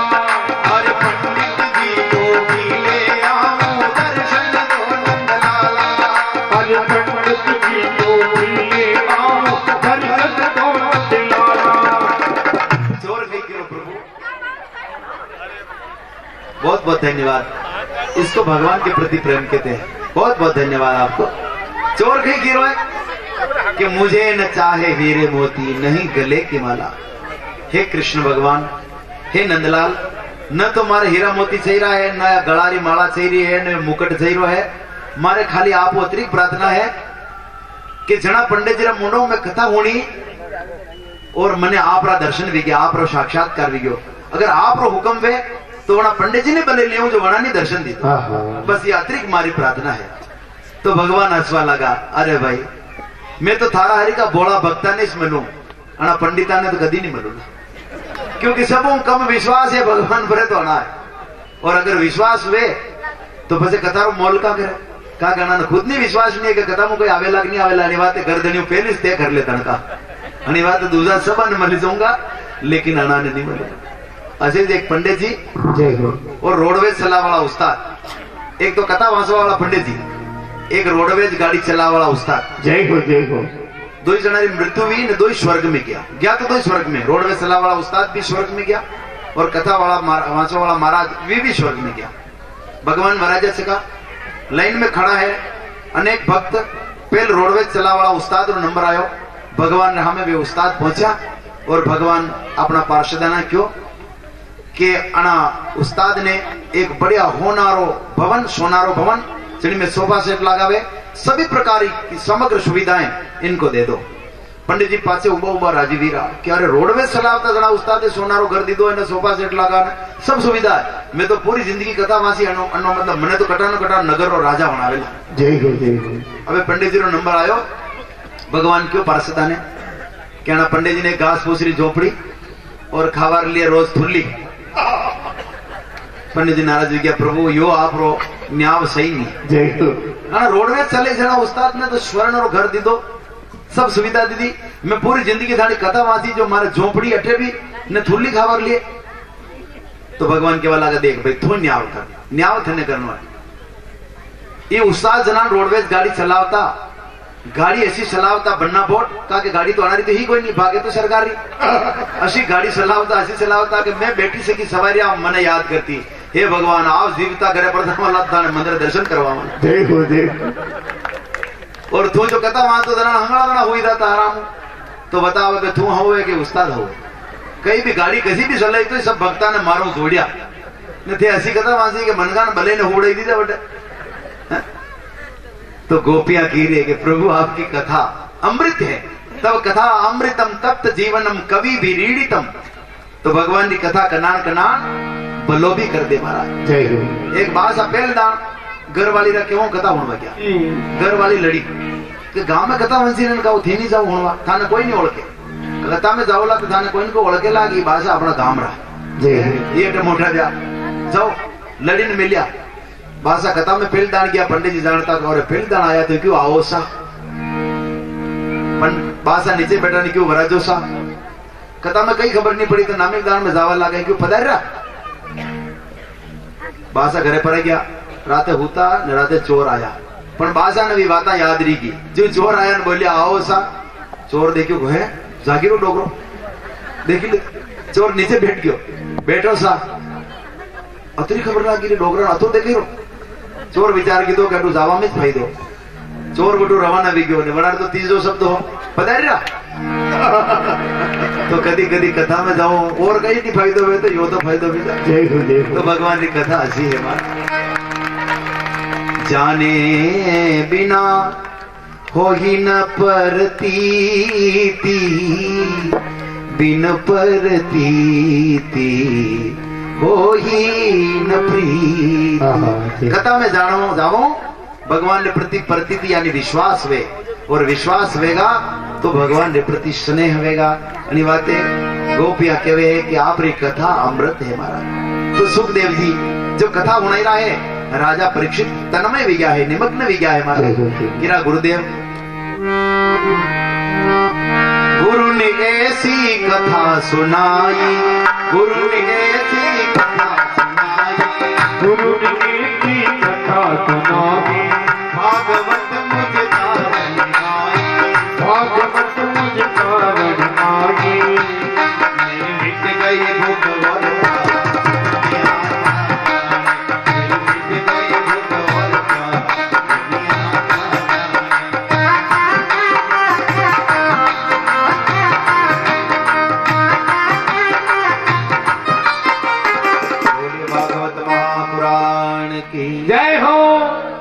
सुखदेव जी की राहे राजन, भगवान द्वारकाधीश कृष्ण की तुम्हारे पांडव परिवार पर इतनी कृपा थी कि जो भयंकर रण क्षेत्र था, जो रण सिंधु था, उस रण सिंधु की गाय की खुर की भांति वो तिर गए, जिसमें बड़े बड़े मगरमच्छ योद्धा पड़े हुए थे, और तुम्हारा परिवार ऐसे समुद्र को, रण सिंधु को लांग गए। ऐसा भयंकर युद्ध हुआ जिसमें तुम्हारे पिताओं की विजय हुई। ये बात सुनकर परीक्षित शुक भगवान से एक प्रश्न कर रहे हैं कि प्रभु अतरो भयंकर महाभारत रो युद्ध व्यो तो अशो कोई व्यक्ति नहीं होगी यानी युद्ध ने टाली दे, तो अशो एक भी जोड़ो नहीं हो जो अना दो भाइया ने हमजी दे, तो जी भाई दो भाई आपस में लड़ी ने मर गया, ऐसा परिवार ने हमजावा वालों कोई नहीं मिलो गई। तो सुखदेव जी कहने लगे समझाने के लिए भगवान स्वयं शांति दूत बनकर के आए थे, द्वारका से भगवान स्वयं आए थे और दुर्योधन को समझाने का पूरा प्रयास किया। भगवान जब द्वारिका में पधारे तो दुर्योधन ने तोरण द्वार सजाए, मार्ग सजाए, ध्वज पताकाएं लगाई, भगवान को अपने राजमहल में बुलाया और अनेक प्रकार के मिष्ठान रखे, लेकिन दुर्योधन ने उन मिष्ठानों में, उन मिठाइयों में जहर मिला दिया उसने, क्योंकि उसको ध्यान था कि ये पांडवों का साथ देता है, यहां मिठाई जो जहर की खाएगा तो मर जाएगा। क्योंकि दुर्योधन का तो स्वभाव था जहर देने का, पहले भीम को विष दिया था, फिर पांडवों को जलाने का, लाक्षागृह का पूरा बंदोबस्त, इसका काम ही यही था हमारा। पर भगवान ने वहां पर भोजन नहीं किया। भगवान ने दुर्योधन से कहा दुर्योधन भोजन दो ही अवस्था में किया जाता है, या तो जिमने वाले को भूख हो या जिमाने वाले का भाव हो, तेरा भाव नहीं और मुझे भूख नहीं। भगवान तो भाव के भूखे। फिर सभा में पहुंचे, वहां पर नाना प्रकार की बातें करने लगे, समझाने लगे। वर्षों तो वन में घूम घूम बाधा विघ्नों को पांडव आए कुछ और निखर, सौभाग्य ने सब दिन सोता है, देखो आगे क्या होता है। मैत्री की राह बताने को, सबको सन्मार्ग पर लाने को, भीषण विध्वंस बचाने को भगवान हस्तिनापुर आए और पांडवों का संदेशा लाए।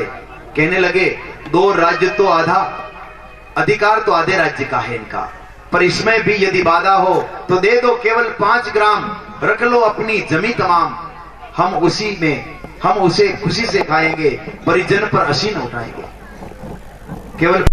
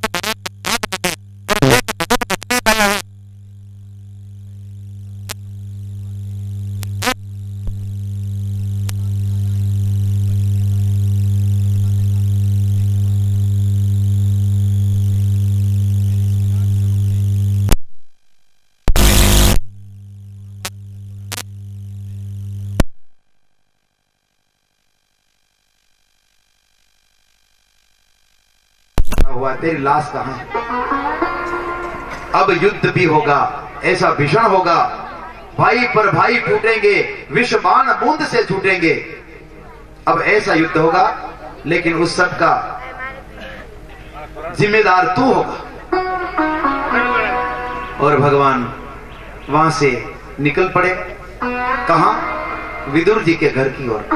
क्योंकि भगवान जब द्वारका से पधारे हस्तिनापुर में, तो विदुरानी ने विदुर जी से कहा कि द्वारकानाथ जब रथ में विराजमान होकर पधार रहे थे, मैंने भी दूर से हाथ जोड़कर मन में ऐसा संकल्प किया कि द्वारकाधीश आए हैं तो क्या हमारे घर भी आएंगे क्या?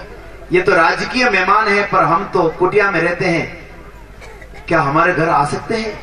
और उसी समय भगवान ने अपने नेत्र नीचे किए और गर्दन झुकाई, मानो मुझे इशारे में कह दिया काकी तुम्हारे घर अवश्य आऊंगा। विदुर जी से कह रही है विदुरानी, मुझे लगता है कि आज हमारे घर द्वारकाधीश जरूर आएंगे, आप जाओ कुछ कंदमूल फल लेकर के आओ, कुछ व्यवस्था करो, हमारे पास कुछ भी नहीं है। विदुर जी पहुंचे हैं नगर में कुछ लाने के लिए, और इधर भगवान पहुंच चुके हैं विदुर जी के आंगन में। दरवाजा खटखटाया है, विदुरानी स्नान कर रही है। स्नान करते हुए दौड़ती हुई आई, दरवाजा खोला तो चतुर्भुज नारायण को देख करके देखती ही रह गई। भगवान बोले, अरे काकी बैठने के लिए भी नहीं कहोगी क्या? और स्वयं एक हालरी खींचकर उस पर विराजमान हो जाते हैं। और भगवान कहते हैं, काकी बड़ी जोरों की भूख लगी है, जो कुछ भी खाने का हो आपकी कुटिया में मुझे शीघ्रता पूर्वक दे दो, जो कुछ भी हो दे दो, मुझे बड़ी जोरों की भूख लगी है। विदुरानी बावरी सी हो गई, मैं गोविंद को क्या खिलाऊं? दौड़ी है, कुटिया में केले रखे हुए हैं और केले लेकर के आई है। आए जी घनश्याम विदुर घर पामणा वो जी, विदुर नहीं घर थी विदुरानी, आवत देखा सारंग पानी, धूली अंग नहीं भावे, चिंता भोजन काह जिमावना जी। क्या खिलाऊं? और केले उठा कर लाई है भगवान को खिलाने के लिए। केले बहुत प्रेम से लाई, केले लेकर के आई है, पर बावरी हो गई, बाव विभोर हो गई है। तो क्या कर रही है? केले बहुत प्रेम से लाई, गिरी गिरी सब हूं देत गिराई, घर घर काली ने तो फेंकी रही, और छिलका दे रही शाम मुख माही, छिलका दे रही श्याम मुख माही, लागे परम सुहावना जी। भगवान श्याम सुंदर के मुख में छिलके दे रही है, और भगवान बड़े प्रेम से खा रहे, काकी और लाओ और लाओ। घर घर तो फेंक रहे, और छिलका भगवान नमूना में दे रहे। और अतराग में तो विदुर जी आई गया, इतने माही विदुर जी आए। और विदुर जी देखो, अरे ये पागल कहीं करिए, खोटे खरे वचन सुनाए। विदुर जी लड़वा लगा, अरे पागली, अरे बावरी कहीं करे तू, छिलका दे रही श्याम मुख माही, कहाँ गमाई भावना जी। अरे पगली क्या कर रही है, बावड़ी हो गई, घनश्याम के मुख में छिलके दे रही है, तुझे ध्यान भी है कि नहीं, क्या कर रही है? और केले झपट लिए विदुर जी ने, केले विदुर लिए करमाही, और गिर गिर देत गिरधर मुख माही। विदुर जी ने वो केले छीन लिए विदुरानी से, और भगवान को गिर गिर खिलाने लगे हैं। गिर गिर देत गिरधर मुख माही। अबे भगवान बोलिया, कहे कृष्ण जी सुनो विदुर जी, वो स्वाद अब नहीं आवना, हम तो केवल रूखे सूखे विदुर भाव के हैं भूखे। विदुर जी गजब की थी, क्यों आया? वो स्वाद अब नहीं आने वाला है, जो स्वाद छिलकों में था वो इन केलों के गिरी में नहीं है। आप क्यों आए? मैं 2 बार ही प्रसन्नता पूर्वक और संतुष्टि से भोजन कर चुका हूं। वो 2 बार कहा किया है?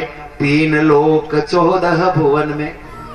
मने हमारा जना दिमाग है, 3 लोक 14 भुवन में मैं नित को जीवन हार, पर एक विदुर दुजी भीलनी मैं तृप्त भयो 2 बार।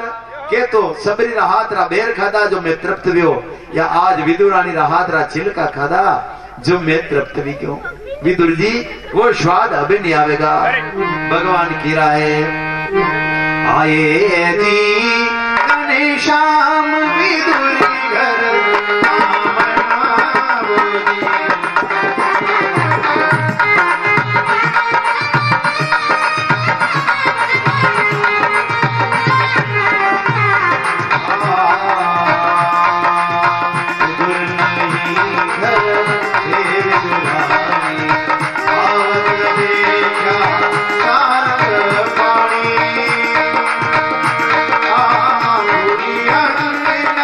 भावे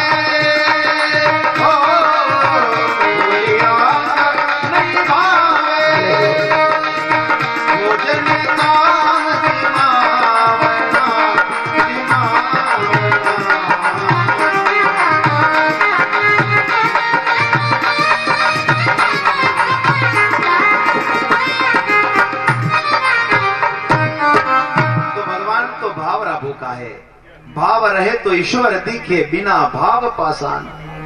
और बिना भाव के दुर्योधन के त्याग दिए पकवान। भगवान तो भाव रबुका है, अणिवादी तो गयो है। ये ऊंची है प्रेम सगाई रे संता, ऊंची है प्रेम सगाई।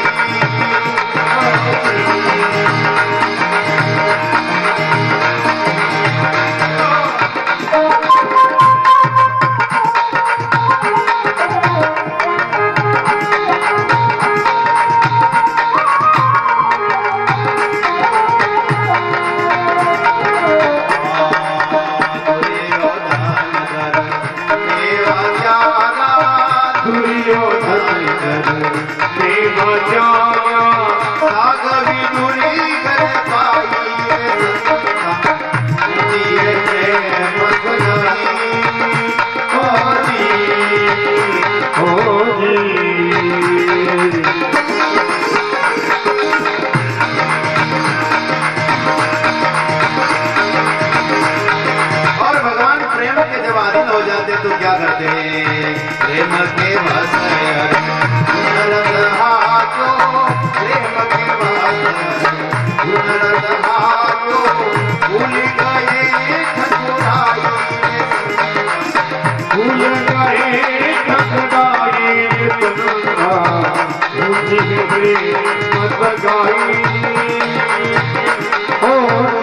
प्रेम के वशीभूत होकर अर्जुन के सारथी बन गए, उनका रथ चलाया। और भगवान ने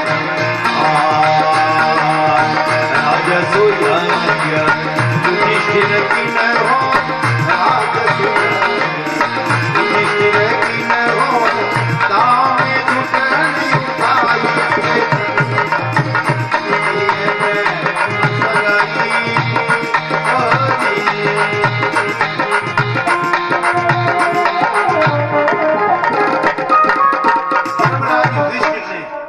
एक बार भगवान से कहा, मैं राजसूय यज्ञ करना चाहता हूँ क्योंकि मेरे से बहुत पाप हो गए हैं। तो भगवान ने कहा, भाई तेरे समग्र पाप तो मैंने ले लिए हैं, तुम्हें कुछ यज्ञ करने की जरूरत नहीं है।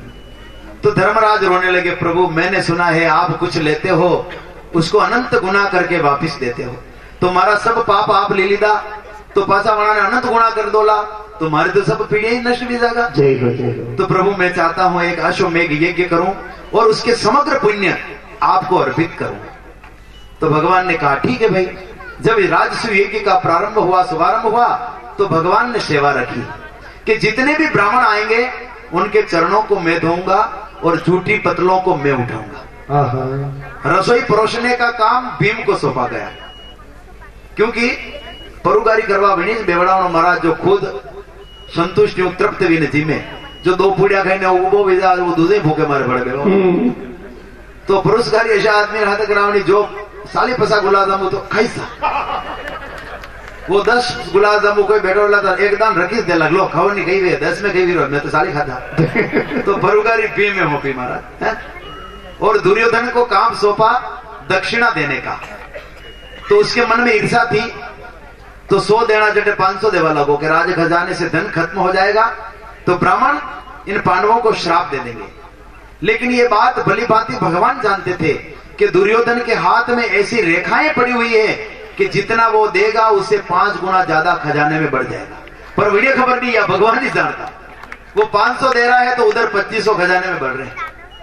और भगवान ने सेवा रखी कि जितने भी ब्राह्मण आएंगे उनके चरणों को मैं धोऊंगा और झूठी पतलों को मैं उठाऊंगा। और ऐसी रे प्रीत बड़ी वृंदावन गोपियन नाच नचाई, ये सुर क्रूर इस लायक नाही, सूरदास इस लायक नाही, कालगी करूं मैं बड़ाई।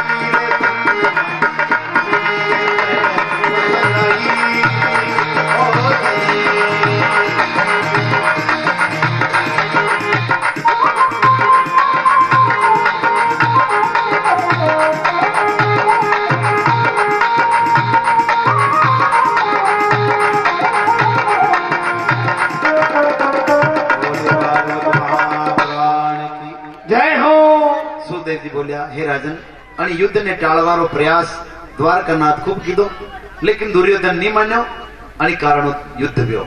लेकिन भगवान पग पग पर थार पितामहरी मदद की दी। और अब सृष्टि विषयक प्रश्न जो परीक्षित महाराज पूछ रहा है, तो सुखदेव जी महाराज वर्णन कर रहा है कि हे राजन, विराट पुरुष 1000 वर्ष तक जल में शयन की दो। वनान भगवान रा हजारों सिर हैं, हजारों मुकुट सुशोभित हैं, हजारों कान में कुंडल सुशोभित हैं, हजारों पीतांबर उड़ता चका नजर आ रहा है। सभी अवतारों मूल कारण वही विराट स्वरूप है। पशंति अदरूपम गद्रक चक्षुषाम शस्त्रपादोर्भुजाननादभूतम शस्त्र मूर्त शोणक्षिनाशिकम शस्त्र मौली अंबर कुंडलोलशत। ऐसा दिव्य स्वरूप जो भगवान का है वो ही सभी अवतारों का मूल है और उसी से सभी अवतारों का प्रादुर्भाव हुआ है। एतत् नाना अवताराणाम निधानाम बीजम अव्ययम यस अंसा अंशेन सृजन्ते देव तिर्यक नर आदय।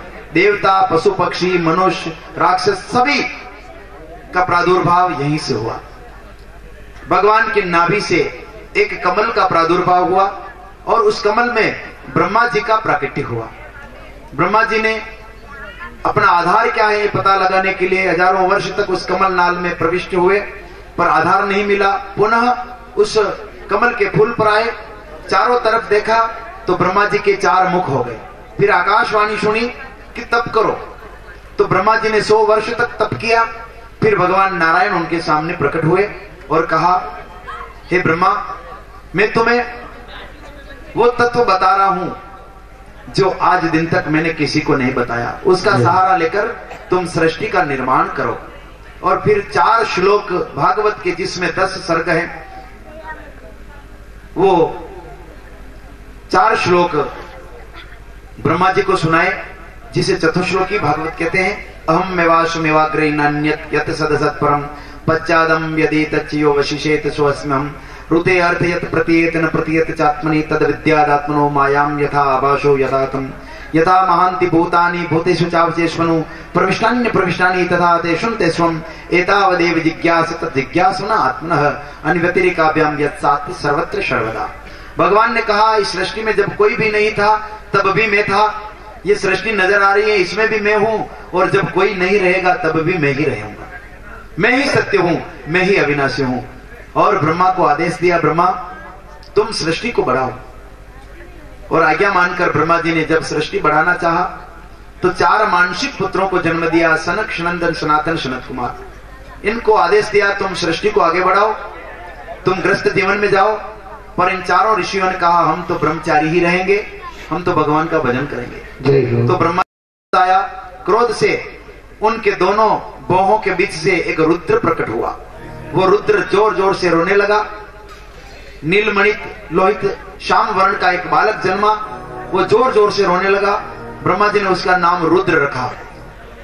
उसने हाथ जोड़कर कहा, बताओ क्या हुक्म है। तो ब्रह्मा जी ने कहा, तुम सृष्टि बढ़ाओ। तो उस बालक ने ऐसी सृष्टि बनाई महाराज, बिच्छू, गोईरा, सांप, शेर, चित्ता जी विशेला जानवर है वना ने प्रकट कर दिया। तो ब्रह्मा जी की भाई रेवा दे, थारो काम नहीं है, तू तो भजन कर, अब सृष्टि मुझे ही बढ़ानी पड़ेगी। फिर ब्रह्मा जी ने 10 मानसिक पुत्रों को जन्म दिया। मरीचि, अत्रि, अंगिरस्त, पुलस्त, पुलह, क्रतु, भृगु, वशिष्ठ, दक्ष, दसम, तत्र नारद। नारद जी सहित 10 ऋषियों को ब्रह्मा जी ने प्रकट किया। जय हो, जय हो। और फिर सृष्टि आगे बढ़ाने का क्रम शुरू हुआ। ब्रह्मा जी की एक भुजा से मनु का जन्म हुआ, एक भुजा से शत्रुपा का जन्म हुआ। ये जोड़े से प्रकट हुए, मनु और शत्रुपा। ये वो मनु महाराज हैं जिनके कारण हम सभी को मनुष्य कहा जाता है। उन्हीं के नाम से हम सभी को मनुष्य कहा जाता है। ये वही मनु महाराज है। मनु और शत्रुपा जोड़े से प्रकट हुए। भगवान ने इनको मैथुनी सृष्टि बढ़ाने के लिए बताया। और फिर मनु महाराज ने और शत्रुपा ने 3 बेटियां और 2 बेटों को जन्म दिया। 2 पुत्र, उत्तानपाद और प्रियव्रत। 3 बेटियां, आकुति, देवहूति और प्रसूति। ये 3 बेटियां। सृष्टि में देखो, जब सृष्टि का शुभारंभ हुआ तब भी बेटियों की संख्या ज्यादा थी। बेटियां 3 थी, बेटे 2 ही थे। आकुति का विवाह रुचि नाम के प्रजापति के साथ करवाया। मनु महाराज ने एक शर्त रखी जिसको पुत्री का धर्म कहते हैं कि आपके यहाँ जो पहली संतान होगी उसको हम लेंगे। नाना जी लेना चाहिए रहा है दोईता ने, क्योंकि उन्होंने खबर है कि आना घरे यज्ञ नारायण भगवान रो जन्म देला। तो मनु महाराज ने पुत्री का धर्म का ये नियम रखा कि पहली संतान मैं लूंगी, हम लेंगे। तो वहां पर आकुति और रुचि प्रजापति के घर भगवान यज्ञ नारायण दक्षिणा के रूप में जन्मे। तो यज्ञ नारायण को मनु महाराज जो क्षत्रिय हैं उन्होंने रख लिए और दक्षिणा रुचि प्रजापति जो ब्राह्मण है उनको दे दी। तब से यज्ञ क्षत्रिय और सभी समाज करवाते हैं और दक्षिणा ब्राह्मणों को दी जाती है। फिर दूसरे नंबर की जो बेटी है देवहूति, जिसका विवाह कर्दम ऋषि के साथ करवाया गया। कर्दम ऋषि जो तपस्या करते थे, एक दिन ब्रह्मा जी वहां पहुंचे, कहा पुत्र 3 दिन के बाद में मनु महाराज अपनी बेटी शत्रुपा को लेकर, मनु महाराज और शत्रुपा अपनी बेटी देवहूति को लेकर के आएंगे, तो आप देवहूति के साथ विवाह की हाँ कर लेना। जय हो जय हो। और कर्दम ऋषि ने यह बात स्वीकार कर ली और देवहूति के साथ विवाह किया। तो उनके घर 9 बेटियों का जन्म हुआ। जय हो जय हो। और 10वें भगवान कपिल के रूप में पधारे। ये वही कपिल भगवान है जो हम गंगा सागर यात्रा करने जाते हैं, जहां पर विराजमान है। ये वही दर्शन है, ये 5वां अवतार है सनातन धर्म में। तो 9 बेटियां जो नवदा भक्ति है और 10वें भगवान कपिल पधारे हैं। फिर तीसरे नंबर की जो बेटी है मनु महाराज की, जिसका नाम प्रसूति है, जिसका विवाह दक्ष प्रजापति के साथ करवाया, दक्ष महाराज के साथ करवाया। इनके घर 16 बेटियों का जन्म हुआ, कतरी 16 छोरियां जन्मी। 13वां विवाह धर्म के साथ करवाया, जहां मूर्ति नाम की जो बेटी थी उसका विवाह धर्म के साथ हुआ, जिनके घर भगवान नर और नारायण रूप में जन्मे, जिन्होंने बद्रीनाथ में कठोर तपस्या की। धर्म और मूर्ति के घर ऐसी 13 बेटियों का विवाह धर्म के साथ करवाया, जिसमें मूर्ति नाम की भी बेटी है, जिसके घर भगवान नर नारायण के रूप में प्रकटे। फिर 14वें नंबर की जो बेटी थी दक्ष महाराज की, जिसका विवाह अग्निदेव के साथ करवाया। 15वें नंबर की जो पुत्री थी, जिसका विवाह पितृदेव के साथ करवाया। और 16वें नंबर की जो सबसे छोटी बेटी थी, जिसका नाम सती था, और सती का विवाह भगवान शिव के साथ करवाया। बोलिए शंकर भगवान की जय हो। अटूट सृष्टि बढ़वा लगी। सुखदेव जी की राय है कि सभी का परिवार बढ़ने लगा, लेकिन सती पूर्व युवान होने से पूर्व ही पिता के घर यज्ञ में जलकर मर गई, इसलिए उसका वंश नहीं चला। तो परीक्षित महाराज पूछ रहे हैं कि सुखदेव जी भगवान अशी कई बात हुई जिनके कारण बेटी पिता रे घरे यज्ञ कुंड में जलीने मर गई, अशो कई कारण हुए। तो सुखदेव जी कथा आगे बढ़ावा लगा, वर्णन करवा लगा कि जब दक्ष महाराज को प्रजापति का पद प्रदान हुआ, पद मिला, तो एक बड़ी सभा का आयोजन हुआ। बड़ी सभा में सभी देवता पहुंचा, जनी में ब्रह्मा जी भी गया, विष्णु भगवान भी गया और शंकर भगवान भी पहुंचा। जय हो जय हो। अब दक्ष महाराज पूरी सभा जम गई, उसके बाद में सभा में पहुंचे, क्योंकि जब समूह बड़ा नेताजी वे नहीं, पूरी सभा इकट्ठी विजान पछे लास्ट में भी आवे। जय हो जय हो। तो ये दक्ष महाराज जना ने प्रजापति रो पद मिलियो, यानी अध्यक्ष बनाया देवतारा। तो इस सब लास्ट में बड़ी सभा में पहुंचा, तो स्वागत में सभी सभासद खड़ा भी गया, लेकिन 3 जना उठा नहीं गया, बाकी सब जना स्वागत करवा उठा गया। तो अबे अपनो स्वभाव कही महाराज अतरा उठा गया जना हम नहीं देखियो, कतरा जना मारो अपमान कीधो। 3 जना नहीं उठा गया, लाखों मन उठा भी गया, जना हम ध्यान नहीं दो, ये कौन कौन नहीं उठा गया। वना आगे देखियो दक्ष महाराज के ब्रह्मा जी नहीं उठा गया, तो क्यों कई बात नहीं, ब्रह्मा जी तो मारा बापू है, मारा पिताजी है, और बेटो आवे पिताजी बेटा रहे तो कई बात नहीं, क्योंकि वो तो पिता है।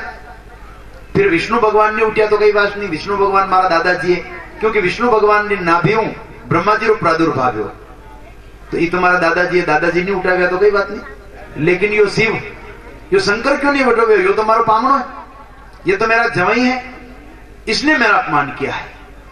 और दक्ष महाराज क्रोधित हो गए, महाराज भला बुरा कहने लगे, गालियां देने लगे भगवान शिव को। पर शंकर भगवान ने तो ध्यान ही कोई कि कई लपड़ो वीरो भी तो समाधि में बैठा, भी तो जटे बे बटे वहां राम नाम सुमिरन करता करता समाधि लग जा, उन्होंने खबर ही कोई नहीं कि कई लड़े भी रही। पर दक्ष महाराज भला बुरा कहने लगे। मेरे पिता ब्रह्मा जी के कहने से मेरी फूल जैसी बेटी का विवाह इस पाखंडी के साथ मैंने करवाया। ये ओगड़ है, शमशान में पड़ा रहता है, माता पिता का ठिकाना नहीं। कहां पर तो मेरी मृगलोचनी हिरण के जैसी आंखों वाली मेरी बेटी सती, और कहां पर ये मरकट नयन बंदर की आंखों वाला। इसके साथ मैंने पिता ब्रह्मा के कहने से विवाह कर दिया। लेकिन आज मैं इस सभा में ऐलान करता हूं कि इस सभा से, देवताओं की सभा से, इस शंकर का बहिष्कार करता हूं। आज के बाद यज्ञ में इसका कोई भाग नहीं होगा। ऐसा बहिष्कार कर दिया भगवान शिव का। तब नंदी महाराज को सहन नहीं हुआ और नंदी महाराज ने भी श्राप दे दिए। उधर भृगु महाराज ने श्राप दे दिया। झगड़ा बढ़ गया महाराज। और अब शिव जी की आंख खुली, देखा ये क्या हो रहा है, ये स्वागत समारोह है कि श्राप समारोह, एक दूसरे को श्राप दे रहे। तो भगवान शिव ने विचार किया, चलो यहां से निकल चलते हैं। शंकर भगवान वहां से रवाना हो गए। कैलाश पर पहुंचे, वहां सती माता विराजमान थी। कुछ उदास चेहरा है, पर सती को कुछ नहीं बताया कि हो रहा ज्यों अशी राड विगी सती ने नहीं क्यों। और समझदार मनक वही से जो बाजार में कहीं राड वीजा, छोटी मोटी बात वीजा, पर घर वाले ने जैन नहीं के। जो नानी नानी बात है घर वाले ने जैन के, यह बात ठीक नहीं है। तो शंकर भगवान सती जी ने अतरी बड़ी बात विगी, लेकिन छुपाई दी दो, रहस्य ने छुपाई दी दो, सती जी ने बताई नहीं। अब भगवान शिव के मन में कुछ उद्वेग नहीं हुआ कि अरे ठीक नहीं हुआ, मुझे तो मालूम ही नहीं, पर मैं ससुरा जी ने इतना मेरा अपमान किया तो मन नहीं लगा। विचार किया क्या करें, मन कैसे लगे। तो शिव जी ने विचार किया, चलो अगर कई कथा सुनने जो चले जावे तो कथा सुनने से मन लग जाएगा। और कभी भी कोई संकट आवे, तकलीफ आवे, तो कभी भगवान के मंदिर चले जाना, या कहीं कहां पर कथा हो रही हो तो कथा में चले जाना। 2-3 घड़ी तो आपने कोई तकलीफ नहीं रहेगा, और हो सकता है आपका दुख टल भी जावे महाराज। तो शंकर भगवान स्वयं कथा होने जा रहा है। सती जी ने लाल लीधा है। वनिदान त्रेता युग री बात है। और शंकर भगवान रवाना व्या है। एक समय त्रेता युग माही शंभु गए कुंभ गए।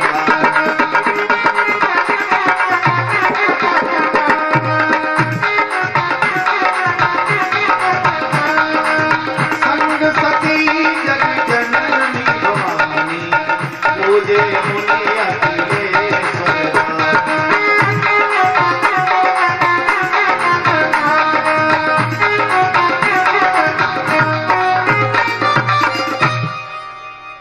युग समय चल रहा। शंकर भगवान सती जी ने लारा लीधा और कुंभज ऋषि रे पास, अगस्त मुनि रे पास कथा होने लिए रवाना व्या।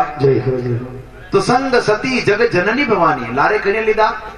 जगत जननी सती भवानी जो अनेक विशेषण लेने कथा होने दे रहा है। कथा होने जानो तो विशेषताएं और विशेषण लेने नहीं जानो। शंकर भगवान ने लिए तो कहा क्यों कि एक समय त्रेता जुगमाई शंभु गए कुंभज ऋषि भाई। खाली शंभुज क्यों, लेकिन सती जी बड़ो अहंकार लीन दे रहा, क्योंकि दक्ष री बेटी है नहीं, प्रखंड विद्वान री होशियारी बेटी अनिवार्य अनेक विशेषण लारे लेने गया है।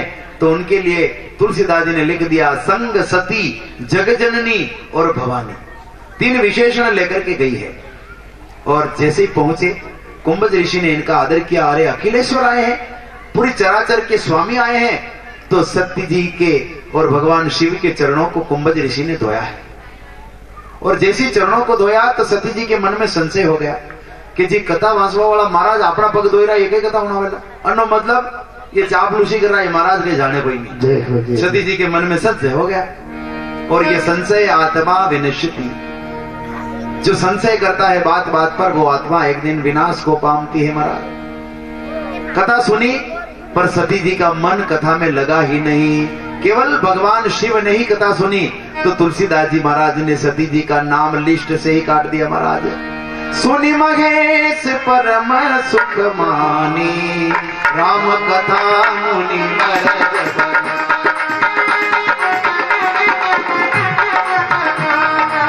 सुनी महेश परम सुख मानी राम कथा मुनि।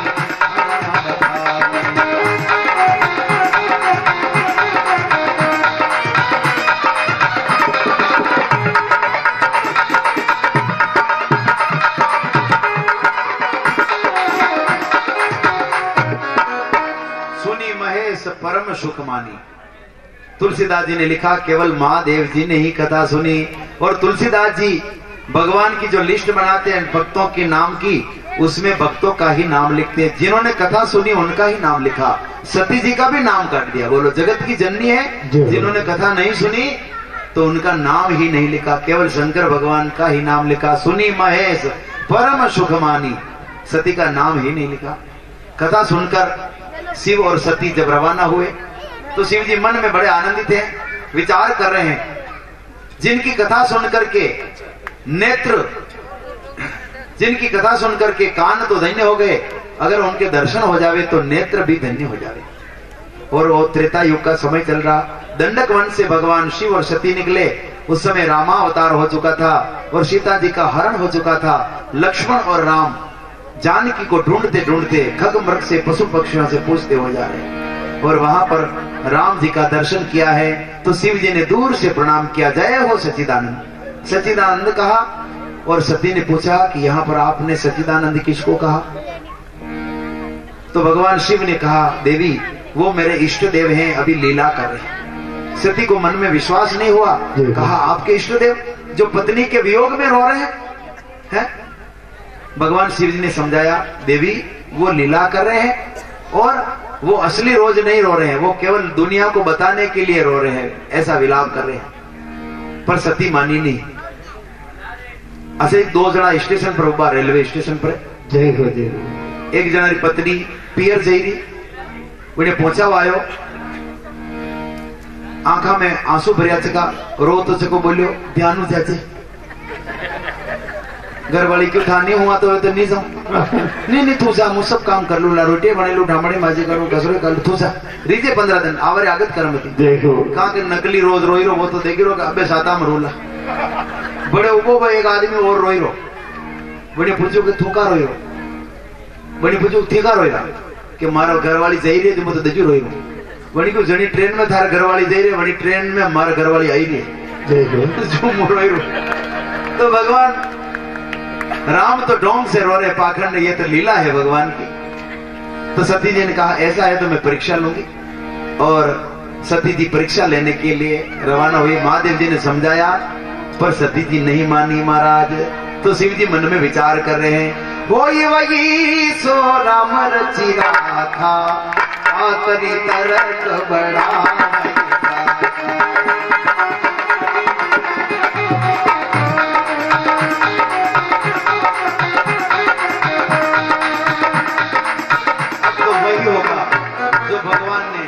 मन में धार रखा है। और सती जी ने सीता का रूप बनाया और जहां पर राम लक्ष्मण सीता जी को खोजते खोजते निकले, उनके आगे आगे सती जी सीता का रूप बनाकर चलने लगी। तो लक्ष्मण जी मन में विचार कर रहा है कि ये तो सीता माता नहीं बेसी गई, सीता माता बेटा तो राम जी ने पाचे चल लिया, तो ये तो आगे आगे चल रहा नो, मतलब कहीं ना कहीं छड़ा हुआ है। चुप रह गए, कुछ बोला ही नहीं, भगवान की लीला है। और उसी समय राम जी ने दोनों हाथ जोड़े। हाथ जोड़ते हुए देखा तो लक्ष्मण जी समझ गया कि ये तो सीता माता भी नहीं सीखे, सीता माता बेटा तो हमारा भैया ने कभी हाथ नहीं जोड़ा होता, ये तो कुछ न कुछ छलावा ही है। और राम ने हाथ जोड़कर पूछा, हे भगवती आप इस भयंकर वन में क्यों घूम रहे हैं? और वो धर्म की ध्वजा धारण करने वाले भगवान शिव का है, आपने खबर नहीं हो कतरो भयंकर वन है।